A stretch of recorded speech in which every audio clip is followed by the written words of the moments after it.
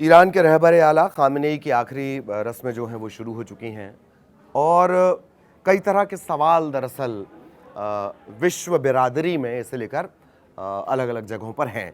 तो क्या है इस भव्य जनाजे के पीछे का प्लान और जियोपॉलिटिक में क्या कोई नया तूफान आएगा और इन सब के चलते आखिर ईरान क्या करना चाहता है, इन्हीं सवालों के इर्द गिर्द ये पूरी चर्चा हम करेंगे। नमस्कार, मैं ललित प्रजापति।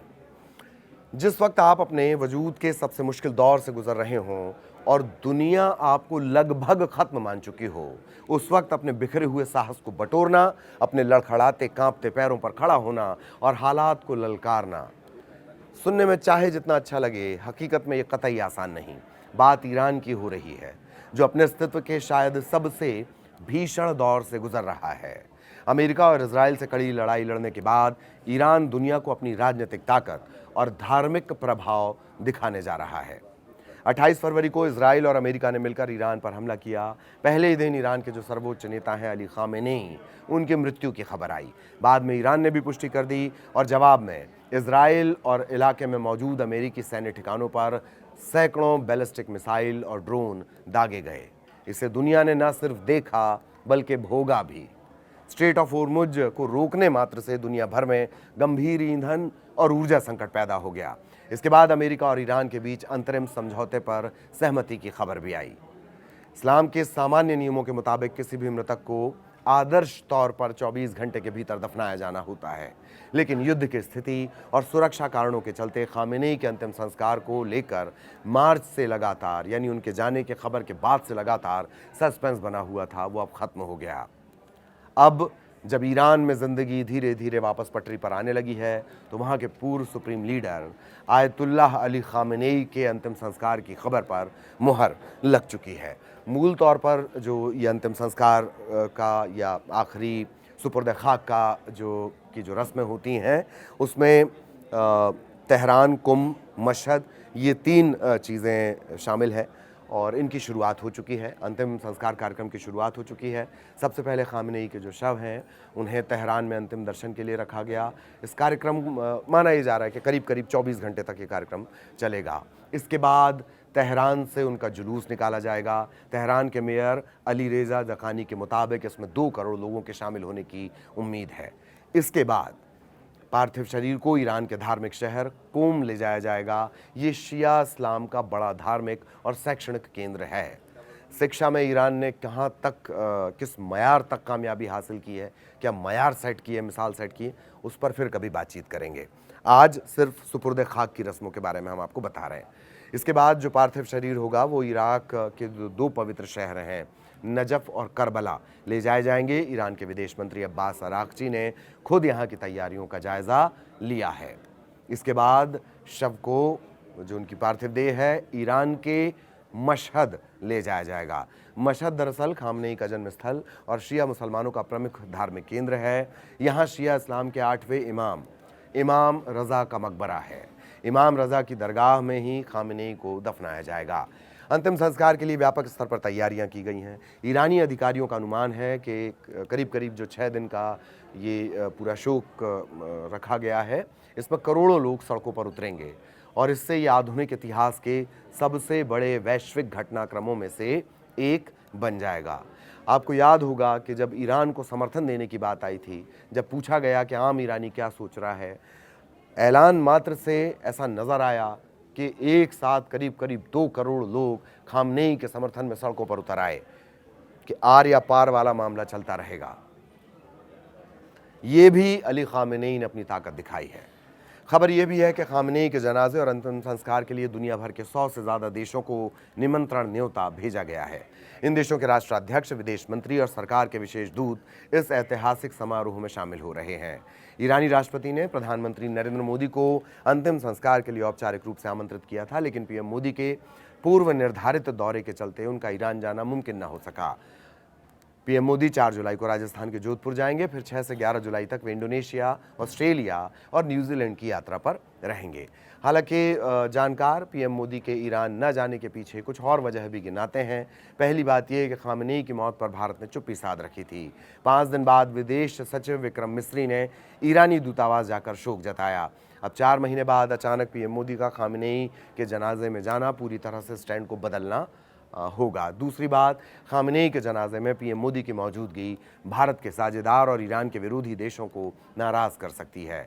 इनमें अमेरिका, इजराइल के अलावा सऊदी अरब, यूएई जैसे सुन्नी बहुल देश भी हैं।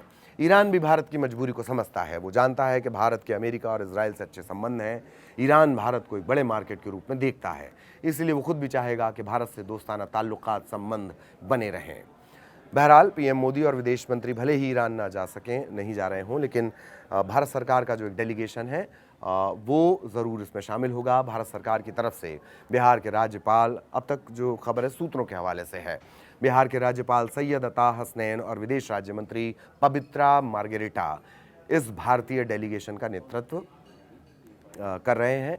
दरअसल बिहार के राज्यपाल सैयद अता हसनैन को क्यों डेलीगेशन में चुना गया, तो ईरान शिया बहुल देश है।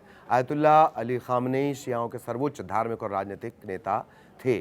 सैयद अता हसनैन भी शिया हैं, रिटायर्ड आर्मी अफसर हैं और राज्यपाल जैसा संवैधानिक पद उनके पास है। इसके अलावा बात करें जो विदेश राज्य मंत्री हैं पवित्र मार्गेरिटा, उनके डेलीगेशन में उन्हें क्यों चुना गया। 2014 में सियासत में आने से पहले जो मार्गेरिटा हैं वो असमिया सिनेमा के मशहूर एक्टर, प्रोड्यूसर, डायरेक्टर रहे हैं। डेलीगेशन के लिए उन्हें इसलिए चुना गया कि सीधे वो विदेश मंत्रालय का हिस्सा हैं, ईरान को लेकर भारत के मौजूदा स्टैंड पर पूरी तरह फिट बैठते हैं। सैयद अता हसनैन और पवित्र मार्गेरिटा के अलावा विदेश मंत्रालय के कई वरिष्ठ अधिकारी भी ईरान जाएंगे। कांग्रेस पार्टी का प्रतिनिधित्व करने के लिए पूर्व विदेश मंत्री कांग्रेस पार्टी के प्रतिनिधि के तौर पर जो सलमान खुर्शीद हैं वो तेहरान जाएंगे। जम्मू कश्मीर की पूर्व मुख्यमंत्री महबूबा मुफ्ती, कई प्रमुख शिया धर्मगुरु, उन्हें बाकायदा विशेष न्योता मिला था और वो भी इसका हिस्सा बन रहे हैं। महबूबा मुफ्ती ने इसे लाइफ टाइम एक्सपीरियंस बता दिया। महबूबा मुफ्ती की भावना चाहे जो रही हो, लेकिन उनके शब्दों को कई लोगों ने स्वीकार नहीं किया। उन्होंने कहा कि आप जनाजे में शामिल होने को लाइफ टाइम एक्सपीरियंस से कैसे जोड़ सकती हैं। खैर, आगे बढ़ते हैं। जिन खामेनेई के जनाजे में दुनिया जहान से लोग पहुंच रहे हैं, उनके बेटे उस समारोह से, उस शोक सभा से नदारद रहेंगे। सूत्रों के हवाले से बड़ी जानकारी मिल रही है। रिपोर्ट के मुताबिक मौजूदा सर्वोच्च नेता मुस्तफा खामेनेई अपने पिता के जनाजे में सार्वजनिक तौर पर शामिल नहीं हो पाएंगे। ईरान के भारत स्थित प्रतिनिधि आयतुल्ला हाकिम इलाही ने कहा है कि इजराइल से संभावित खतरे और निगरानी के जोखिम को देखते हुए फैसला लिया गया है। इस बीच दुनिया भर से पूछा जा रहा है कि खामेनेई के भव्य जनाजे के पीछे ईरान का क्या प्लान है। तो वजहों को सिलसिलेवार समझते हैं। पहली वजह, ईरान खामेनेई की मौत को इमाम हुसैन के बलिदान से जोड़ा जा रहा है। उन्हें एक शहीद के रूप में पेश करके सरकार अपने समर्थकों में वैचारिक और धार्मिक जुनून को फिर से जगाना चाहती है। आपको याद दिलाते चलें कि इमाम हुसैन को शिया संप्रदाय में अन्याय के खिलाफ लड़ने वाले योद्धा के तौर पर पेश किया जाता है। करबला की जंग में यजीद की फौज के सामने इमाम हुसैन का प्रतिरोध दुनिया को प्रेरित करता है। इमाम हुसैन का बलिदान अन्याय और अत्याचार के खिलाफ सत्य की जीत का प्रतीक है। ठीक उस तरह खामेनेई की जो मौत हुई है उसे पेश करने की तैयारी है। दूसरी वजह, ऐसे समय जब देश अंदरूनी और बाहरी चुनौतियों का सामना कर रहा है, सरकार इस विशाल आयोजन के जरिए दिखा रही है कि सर्वोच्च नेता के जाने के बावजूद उनका जो इस्लामी तंत्र है और शासन है वो पूरी तरह एकजुट है।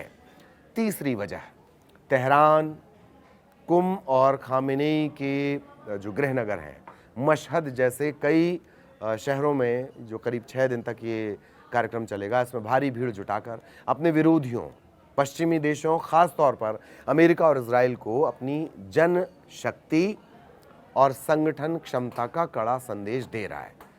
वो भी ऐसे दौर में जब अमेरिका में ट्रंप के खिलाफ आवाज़ें उठ रही हों, उनके सांसद उनके खिलाफ हों, मध्यावधि चुनाव में जाना हो और सर्वे सपोर्ट ना कर रहे हों। नेतन्याहू के साथ भी यही है। उनकी अपनी ही पार्टी और जो धुर दक्षिणपंथी वहाँ पर हैं, वो जो कट्टरपंथी हैं वो नेतन्याहू के खिलाफ होते जा रहे हैं।